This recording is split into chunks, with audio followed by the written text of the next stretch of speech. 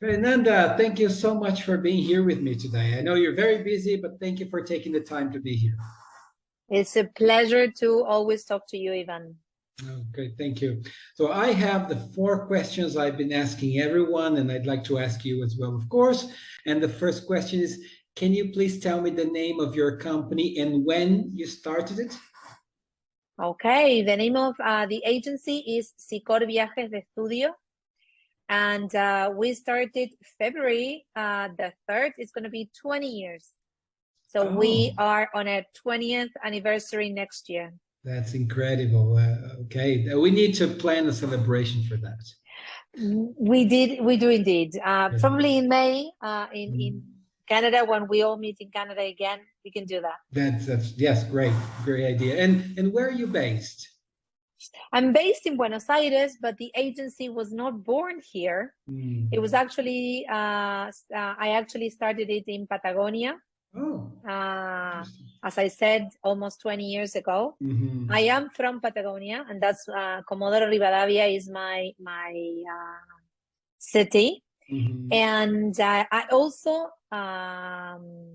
own a language school.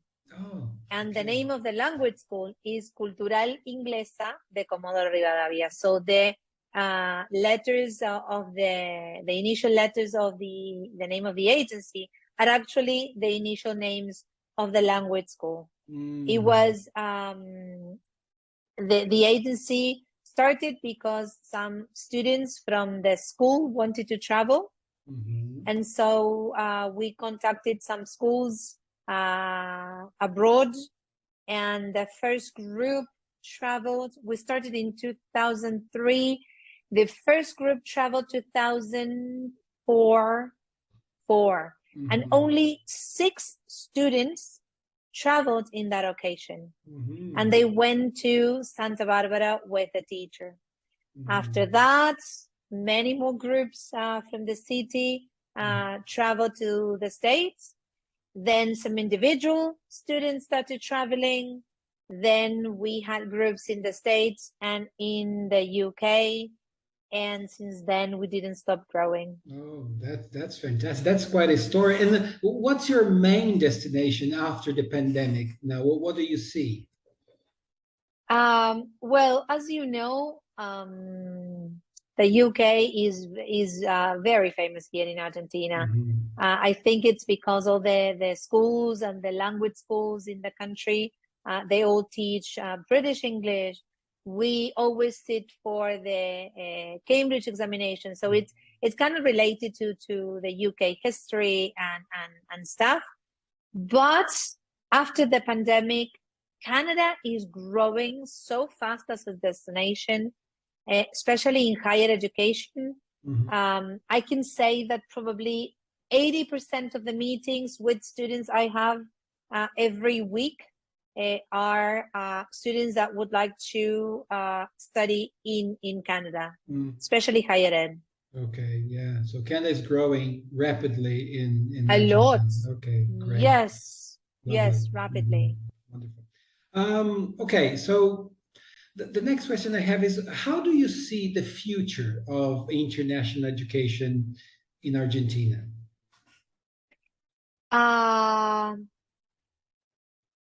During the pandemic, well, the online education was the only way we could probably be in touch with some kind of international education. But after that, there is not a single student that wants to study only online. And if they do study online, it's probably a pathway on their way to Canada. And I don't know, teenagers that would like to travel to the UK on these summer camp type of programs, we have like record numbers. I don't know if you remember me telling you in September that 102 students travel so far this year. And for next year, we are already in 120 students, and it's only October. Wow. So I'm just seeing international education growing so much and so fast here in Argentina, and it's there's not a single day that I don't get a call from an English teacher or a student or someone that want to go to study a language program somewhere, or I don't know, probably a master's or another type of program somewhere else. It's unbelievable how fast everything has grown after the pandemic. I see. Do you think that there will be more people as you are seeing juniors and more people going to Canada? Do you think you'll see more people wanting to stay for long terms rather than short term English courses, for example? I see the UK as a short-term destination, but Canada as a very long-term destination. Most of the students that I get in contact with as regards Canada are students that would like to, after studying, stay in Canada as well. Okay, that's nice, wonderful. So good times ahead for Argentina then. This is great news. I hope so, yes. And probably is not a good thing that someone wants to move to Canada, because that doesn't say good things about our country and how well things are going here in Argentina. But it's good business for us. And it's I don't know, I got a phone call from students that had arrived in Canada and got a house and started attending college in Canada. And it was so rewarding and so satisfying to hear that they're doing well and that it's great for them there. Everything is working out so just very well. And it's great to hear. That's good, yes. And at the end of the day, eventually, some of these people, if not most of them, will come back to Argentina and help the country to progress. I mean, getting international education abroad and coming back home at some point is very, very important for the country. So yes, I think hopefully, some of them hopefully they will might come back. Yeah, especially because I think Argentinians and Brazilians are very similar in a way. We are very family oriented, I guess. So it's hard to be away from family. It is hard. It is hard. And one of the things that the students tell me the most, it is how hard it is to be away from the family and especially their friends and